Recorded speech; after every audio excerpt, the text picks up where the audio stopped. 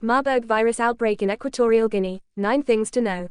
The World Health Organization says that Equatorial Guinea has confirmed its first ever outbreak of Marburg disease, caused by the Ebola-like Marburg virus. Here is what we know so far about the Marburg virus and the outbreak in Equatorial Guinea, which has killed 9 people. The Marburg virus causes Marburg virus disease (MVD) in humans, which is often fatal. Without treatment, Marburg can be fatal in up to 88% of people, but early treatment and good patient care can bring the fatality rate down. The World Health Organization says that Equatorial Guinea has confirmed its first ever outbreak of Marburg disease. Here's what we know so far. The Marburg virus is transmitted to people from fruit bats and spreads among humans through direct contact. Representational image. The World Health Organization says that Equatorial Guinea has confirmed its first ever outbreak of Marburg disease, caused by the Ebola-like Marburg virus. Here is what we know so far about the Marburg virus and the outbreak in Equatorial Guinea, which has killed 9 people. The Marburg virus causes Marburg virus disease (MVD) in humans, which is often fatal. Without treatment, Marburg can be fatal in up to 88% of people, but early treatment and good patient care can bring the fatality rate down. The virus was first identified and described in 1967 after it caused simultaneous outbreaks in the German cities of Marburg and Frankfurt, as well as the Yugoslav capital Belgrade. Marburg and Ebola viruses are both members of the Filoviridae family filovirus. Though caused by different viruses, the two diseases are similar. Like Ebola, the Marburg virus originates in bats. It is highly infectious and spreads between people via close contact with the bodily fluids of infected people, or surfaces, like contaminated bed sheets or clothes. Infection has also been known to occur through close contact between healthcare workers and patients. Symptoms of MVD include hemorrhage, fever, diarrhea and vomiting. The disease begins with high fever and severe headache before progressing to diarrhea, abdominal cramps and vomiting. According to WHO, many patients develop severe hemorrhagic manifestations between 5 and 7 days. 9 people have died in Equatorial Guinea because of the Marburg outbreak, while 16 others are suspected of infection. Advanced teams have been deployed in the affected districts to trace contacts, isolate and provide medical care to people showing symptoms of the disease. Ferrari CEO Benedetto Vigna moves fast like Elon Musk while forging own path on EVs. One turns 20 this year, the other shipped its first car shortly after World War II. The former wants to bring sustainable transportation to the masses, while the latter sells speed and extravagance to the world's wealthiest. One's cars quietly whir, and the other's roar. Tesla Inc. and Ferrari Envy have little in common, and won't for another few years. But in one of the few interviews he's given since becoming chief executive officer of the Italian supercar manufacturer 17 months ago, Ferrari chief executive officer Benedetto Vigna complimented the electric vehicle maker led by Elon Musk while drawing clear distinctions between their respective paths forward. Speaking at Ferrari's Maranello headquarters, Vigna, 53, credited Tesla with accelerating change within an industry steeped in engine cylinders. The executive who pioneered sensors used in billions of iPhones discussed how Ferrari will navigate the shift to batteries from combustion engines, the runaway success of the brand's newest model line and the future of luxury. Here are excerpts from the conversation that have been edited and condensed for length and clarity.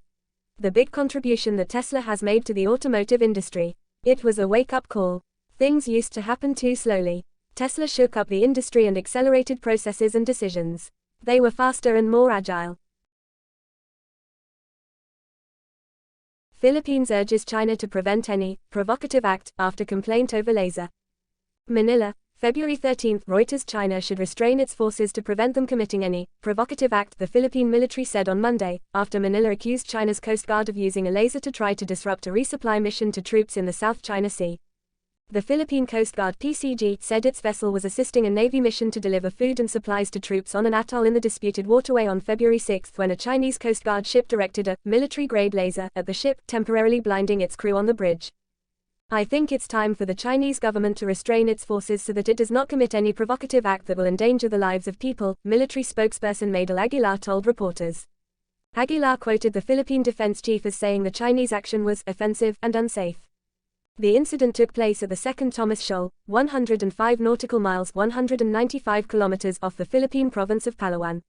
The shoal is home to a small Philippine military contingent on board a rusty ship. The 100-meter-long, 330 ft World War II ship was intentionally grounded on the shoal, known in the Philippines as Ayungin, in 1999 to reinforce Manila's sovereignty claims in the Spratly archipelago. The deliberate blocking of the Philippine government ships to deliver food and supplies to our military personnel is a blatant disregard for, and a clear violation of, Philippine sovereign rights, the PCG said in a statement. China's foreign ministry said in response that its Coast Guard conducted actions according to the law. We urge the Philippines to avoid such actions, and the actions of China's staff are professional and restrained, China's foreign ministry spokesperson, Wang Wenbin, told a regular briefing. State Department spokesperson Ned Price said the United States stood with the Philippines over the reported laser use. The PRC's People's Republic of China conduct was provocative and unsafe, he said in a statement. More broadly, the PRC's dangerous operational behavior directly threatens regional peace and stability, infringes upon freedom of navigation in the South China Sea as guaranteed under international law, and undermines the rules-based international order.